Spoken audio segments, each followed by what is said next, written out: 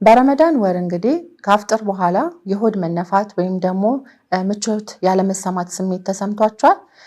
እንግዲህ ስለሱ ምን እንደሆነ እናያለን። አንደኛ እንግዲህ ለዚህ የሚያጋልጡን ሁኔታዎች ምንድናቸው? አፍጥር ሰዓት ላይ ወይም ምግብ በምንመገብበት ጊዜ ቶሎ ቶሎ መመገብ ወይም ደግሞ ቅባት የበዛበት ምግብ ማብዛት ወይም ደግሞ በጣም የተጠባበሱ ምግቦችን መብላት፣ ሌላ ደግሞ በተጨማሪ ጋዝ የበዛባቸውን መጠጦችን ማዘውተር ለሆድ መነፋት፣ ምግብ ያለመፈጨት ስሜት እንዲከሰት ያደርጋል። ስለዚህ እነዚህን ለመቀነስ እንግዲህ አንደኛ በተረጋጋ መልኩ ቀስ ብለን መመገብ ይኖርብናል። ሁለተኛ ደግሞ እንግዲህ ቅባት የበዛባቸው ምግቦችና ጋዝ ያላቸውን መጠጦች መቀነስ ይኖርብናል። ይህ የሚሆንበት ምክንያት እንግዲህ በቶሎ ቶሎ በምንመገብበት ጊዜ አየር ወደ ሆዳችን እንዲገባ፣ የምግብ ደግሞ መፈጨት ጨጓራችን መደበኛ ሂደቱ እንዲዘገይ ያደርጋል። ያ ደግሞ እንግዲህ እነዚህ ስሜቶች እንዲሰሙን ያደርጋል። ይህን ለመቀነስ እንግዲህ የምንበላውን ምግብ የምንበላውን አበላላችን ሂደት መጠኑን በደንብ በትኩረት አስተውለን እንጠቀም ይገባል። ሰላም አለይኩም።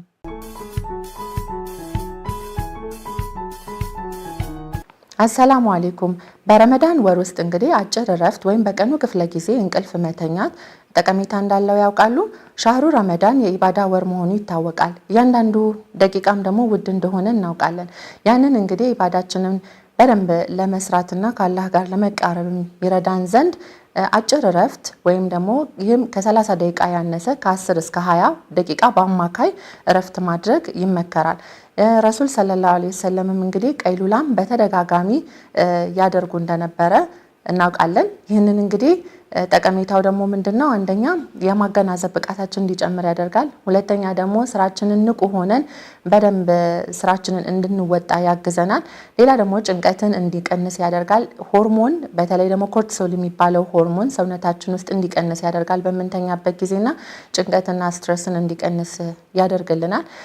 ቀይሉላ እንግዲህ ሌላ ፍራስትሬሽን ስሜታችንን በቀን ውስጥ የመቆጣጠር ሁኔታችንንም የተሻለ እንዲሆን ያደርግልናል። ስለዚህ ቀይሉላ እንግዲህ ወይም ሾርት ናፕ የምንለው አካላዊም ሆነ መንፈሳዊ ጠቀሜታ ስላለው ይህንን እንግዲህ ልምድ መሞከር ይኖርብናል። ሰላም አለይኩም ወራህመቱላሂ ወበረካቱ።